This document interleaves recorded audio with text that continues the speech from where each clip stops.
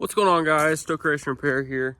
Today's video basically just going to give an update on everything that's been happening around my life, around the YouTube channel, and what's going on with it. So this winter, I didn't get to make as much content as I was hoping I would be able to, but that's okay. We got all summer to make some banger content. We got dirt racing coming up, drag racing coming up, possibly another build towards the end of summer. We'll see about that, and I'll explain that here in a second. But we should have some really good content coming up, but I want to show you kind of the future game plan for the channel. So obviously March 22nd is our first practice, which should be about a week from now, I believe, for the dirt street stock. So I'll make sure I get some good content for that. I got to finish that thing up still. You guys saw the wrap last week, but I have to put the seat belts in it, bolt check the whole car, do an oil change, and scale it. And then that car should be finished, ready to go racing. So I'm going to be having plenty of content for that. Also, drag racing wise, I'm going to try to hit that a couple times this year at least. Alias Smith & Jones, the 63 Nova. My grandpa got it running. I'll throw a couple clips in of that right now. We did a lot of work to that thing. I'm going to do a full video on that, probably my next video. I'll do a whole video on that, but just kind of give you guys a little teaser of what's been done to it real quick.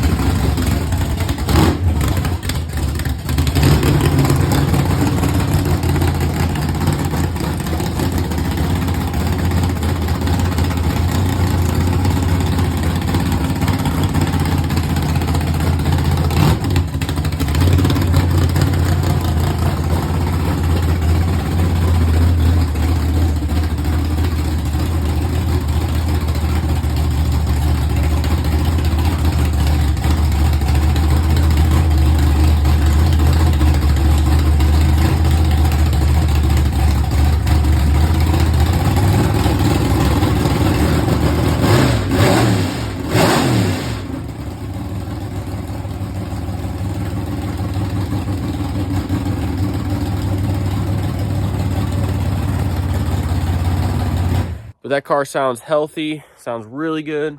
My grandpa is super excited for when that thing is done. I haven't seen him, I guess, this excited in a while, so I'm really happy for him. Happy to see him this excited, and I can't wait to see that thing hit the track. Now, there was another series going on that I was hoping to do this winter, but I don't think it's going to happen anymore, is the LS swapped S10. My 1982 Chevy S10 here.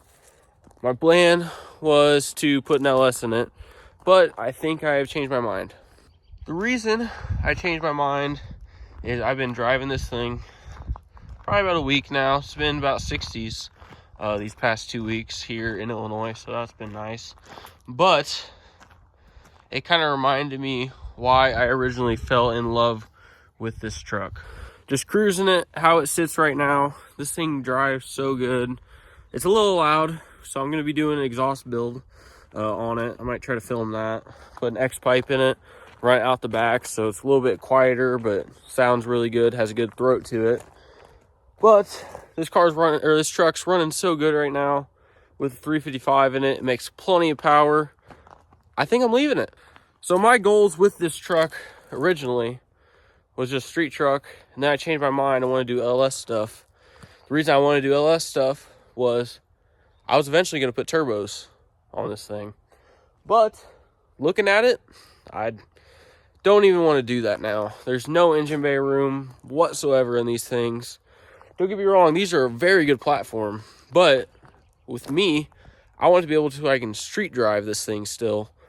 And honestly, if I think I go turbos, I'm not going to be able to do that. Or have room for the LS. I mean, I have a lot of money in that LS. And honestly, I think I'm going to put it on the back burner for a little bit. Now, Winter Circle and Robertson's did help me out with the LS. So yes, I am still putting it in something. I'm not going to get rid of it, but it's not going to be in this truck.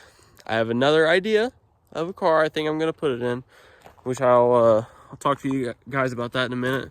But yes, this is staying the same. I'm going to do content here and there on it, probably some street truck stuff. But overall, it's not going nowhere. It's staying the exact same. And I can't wait to get a good exhaust on it finally. So it sounds really, really good. But yeah. All right. So that brings us to the question: what am I going to put this LS in?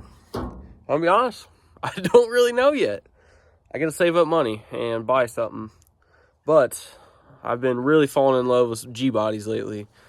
I just can't get over how much engine bay room there is, how sweet they look, and I mean, overall, I think it's a better platform for what I'm trying to do over this truck here.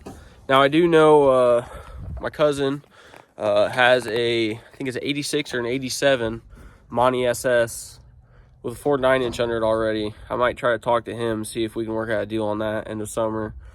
But I got to save up money first if I want to do that, and make sure I have money to fall back on if anything happens. But I'm really thinking about getting a Monte Carlo or like a 79 Malibu, something in that kind of G-body range. But I really love the Monty SS look, that front end on them. Oh, man, I love it so much. But I think it'd be good because of all the aftermarket support, engine bay room. I mean, just a whole platform is so much better for what I'm trying to do over my little tiny S10. Now, that's not to say these planes ain't gonna change, but that's my goals. Is I'm hoping to get a G body to put that LS in, and I don't know what I'm gonna do exactly. Now, as you guys have seen, my LS is completely done. It's ready to go. I just have to put oil in it, oil filter, get it on the engine stand, figure out how to start it, honestly. But overall, just a quick little update video of what's going on. Sorry I couldn't do the LS S10, but I think this move will be a lot smarter for me and move me in the right direction, because this truck has been set up like that since the 90s. I mean, it's a lot of sentimental value to the family, and I kind of want to just leave it like that. Leave it alone, do a couple little tasteful mods to it here and there, and then I'll get a G body that I don't have sentimental value to, but hopefully I can build sentimental value to it here in the oncoming years, maybe give it to my kids someday. But I think that'll be the better move from here on out. But thanks for watching, guys. I'll see you guys in the next one, and like and subscribe if you can. Thanks, guys.